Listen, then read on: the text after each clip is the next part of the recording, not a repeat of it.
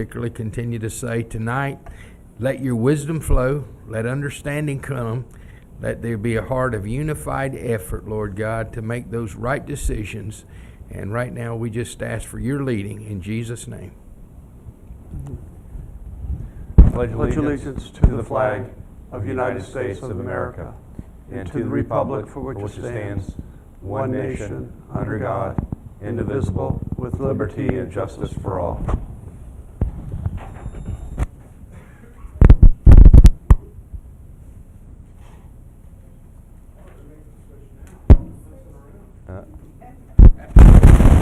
Roll call, please.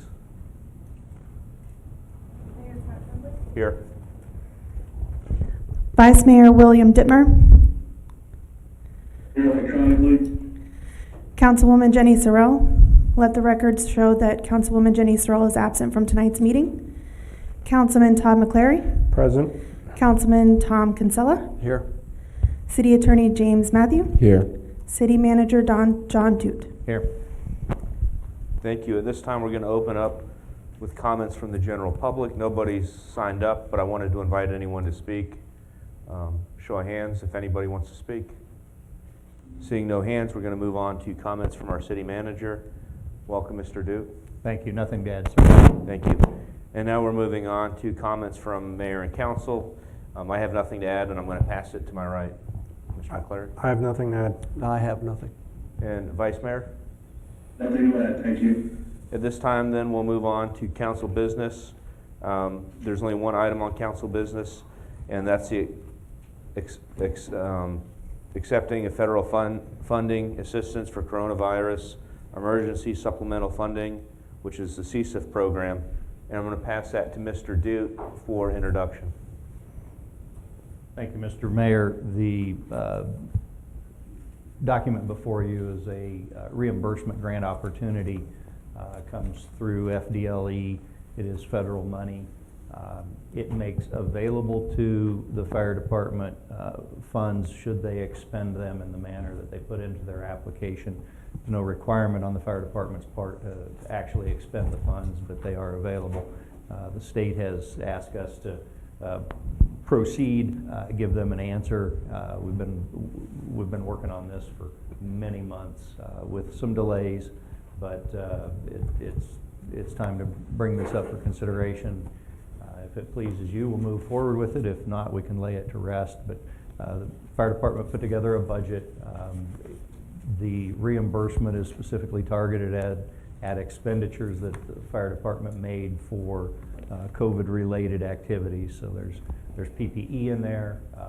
There is salary support, and they've already expended by necessity, whether there's reimbursement or not. They had things they had to purchase, masks, gloves, and so on. And so those are, once we've satisfied the state that the application is in order, those are available to immediately have reimbursement requested. That totals $10,000 or $11,000 pending. The remainder is funds yet expended.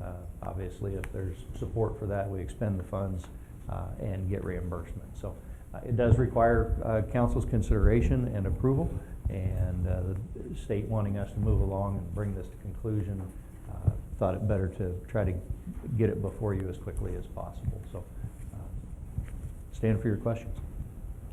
Thank you. One of the questions that I had is this looks like it's a grant that is a $35,000, a little bit more grant. We've already expended $10,000 or $11,000, which we had to. We had certain conditions that we had to follow that were guidelines that were laid out by the state that ordinarily would not have been laid out by the state, but for the coronavirus pandemic. One of the things I wanted to know from your conversations with the administration, which I think is FDLE, is whether or not we can be reimbursed for the $10,000 or $11,000 that we've already been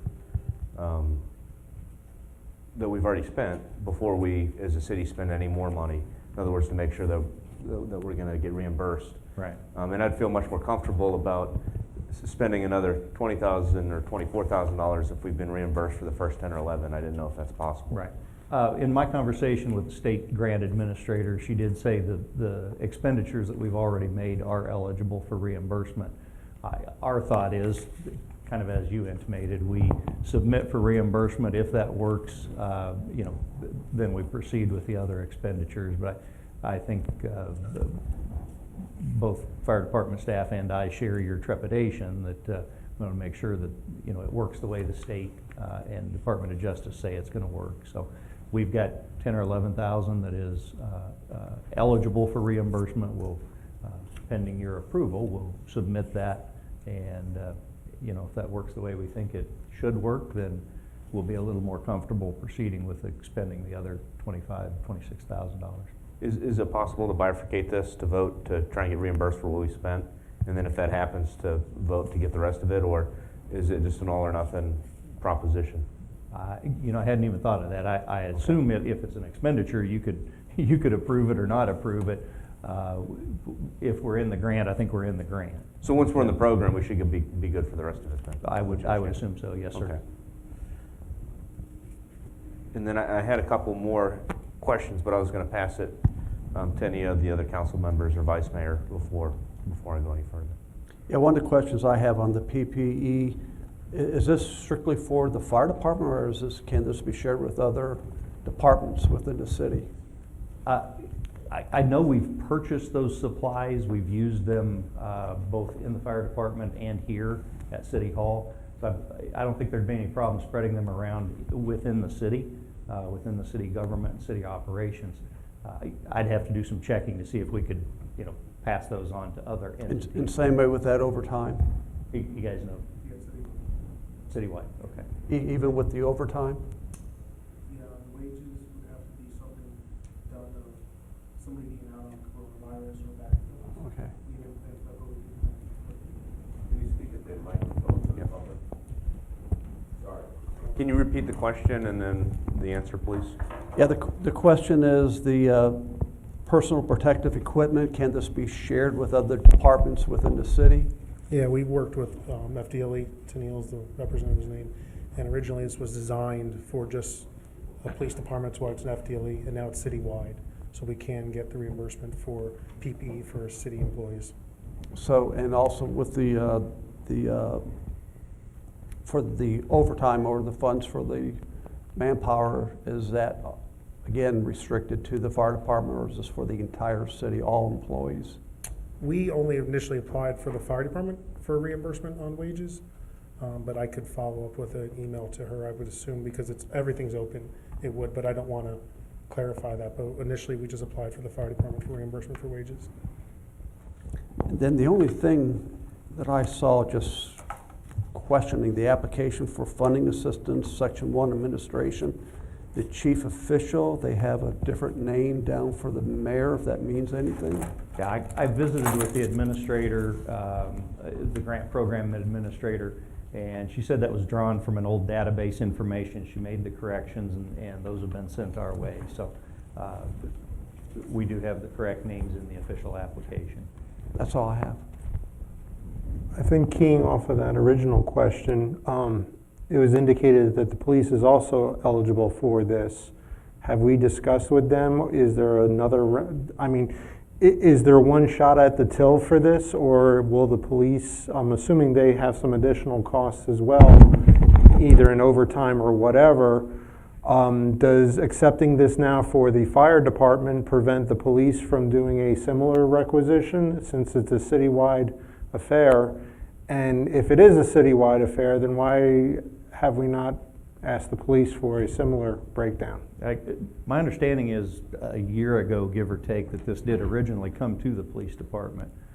It's FDLE administered grant, and long before my time, but the decision was made for the police department not to take that on and ask the fire department to pick that up. I'd be glad to go back to the state program administrator and see if there's still an opportunity for PD to be involved.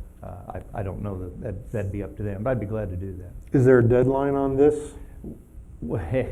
There's a please hurry up and get your stuff in. I haven't been given a hard deadline. The performance deadline for the grant is in October this year. When I was speaking to the grant administrator, she was both appreciative that we were staying in close communication, but also wanting to get this moved along. But I can find that out tomorrow. I'll give her a call.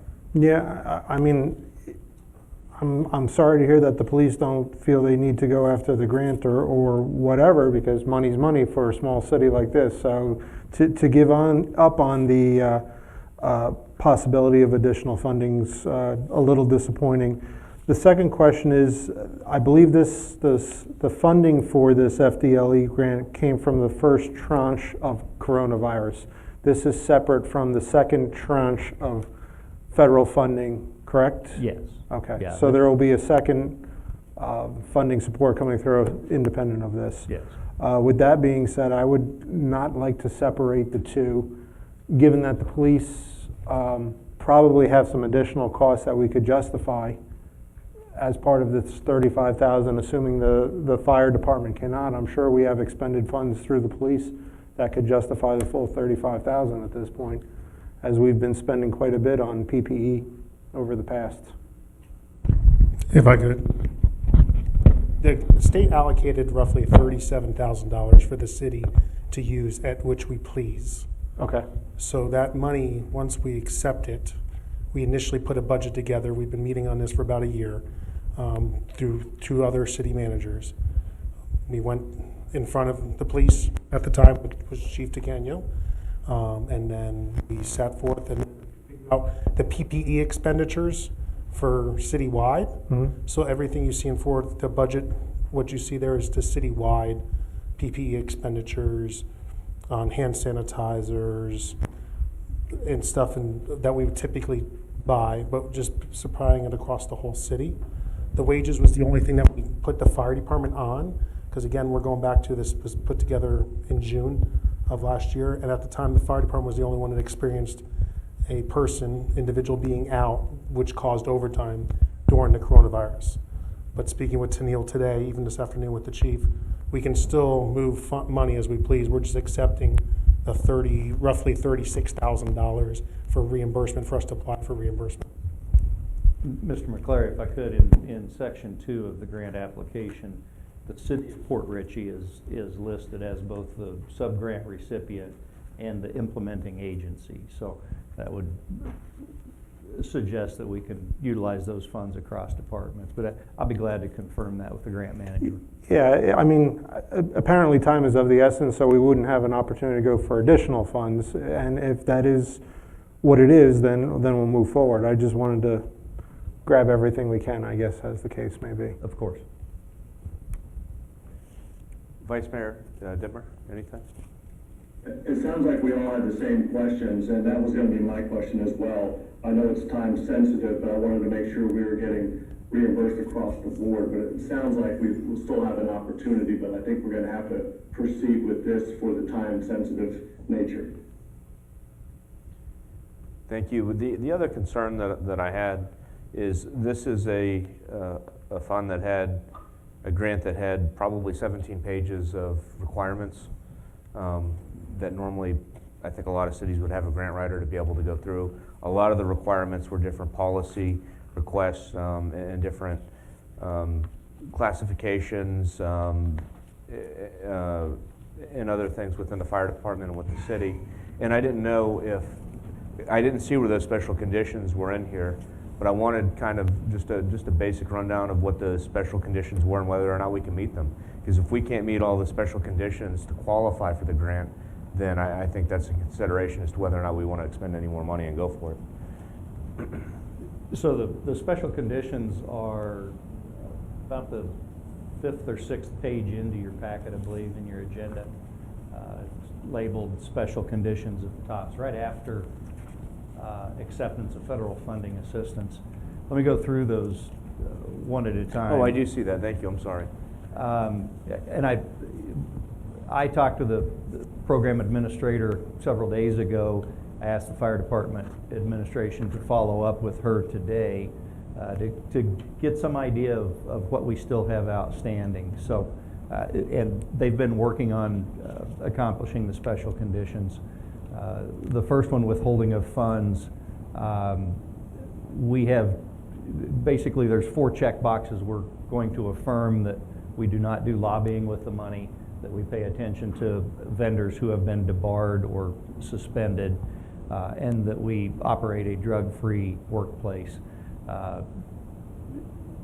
By reviewing our SAM account, we make sure that vendors that we plan to utilize have not been suspended in SAM. And so we basically have to go back to the document and check those 2 boxes to affirm that. So that'll be accomplished tomorrow.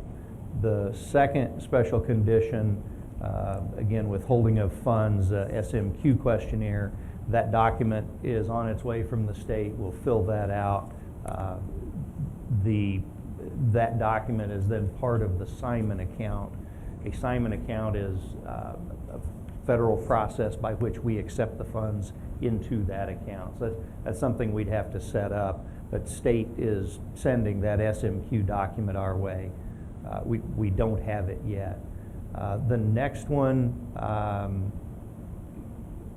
we will need it. So we have to send our EEO plan to the state. We submitted that on 10/16. It has been submitted. The next one basically says vendors must be in the SAM system. So if a vendor's been disbarred, if they've been thrown out for misbehavior, the state administrator did say that our purchase order form is adequate to verify that. It's incumbent on us to make sure that our vendors are not in trouble in some way. So that's part of that SAM system. Finally, we need to submit our overtime policy. That's a pretty easy one to pull that up and send it to the state. So we've made progress, checked some of those off. Got a couple still outstanding. And again, like I mentioned at the last council meeting, state administrator's been very helpful and encouraging, saying she'll walk us through whatever we have outstanding, but she was not concerned with where we are. Obviously, if we don't comply, we are not eligible to receive funding. And so we have to get these boxes checked off before the state would even consider our request for reimbursement. So it's incumbent on us to get this accomplished. When the state says we have it accomplished, then they would entertain our request for reimbursement. So things like the EEO policy, is that something that we already have, or is that something we're having to write and then send over? We have EEO policy on the books. Okay. To the extent to which it's acceptable to the state, we'll see. Okay. But that's always part of our, every grant that we apply for has that included. And then from what you know, or from what you, because obviously the vendors that we picked are the sub-grantees, money that we spent has already been happened. A lot of it has already happened. We're Right. pretty sure that they qualify within this. I would assume so. I Okay. don't want to assure you of something I can't Okay. confirm. But moving forward, that'll be one of the issues that we look at. Absolutely. Okay. So those were the only questions that I had, and I appreciate your diligence. I know that this has been kicking around for a while, and it was dropped on your lap kind of last minute, so I appreciate all the hard work. Yes, sir. Any other questions or comments or motions from council? Motion to accept federal funding assistance for coronavirus emergency supplemental funding program in its entirety. Second? Any need, before we go any further, any public want to comment? Seeing no hands, we'll put it to a vote. All in favor? Aye. Aye. Any opposed? Motion passes. And I think that was our only item for council business, so looking for a motion. Motion to adjourn. Second? All in favor? Aye. Aye.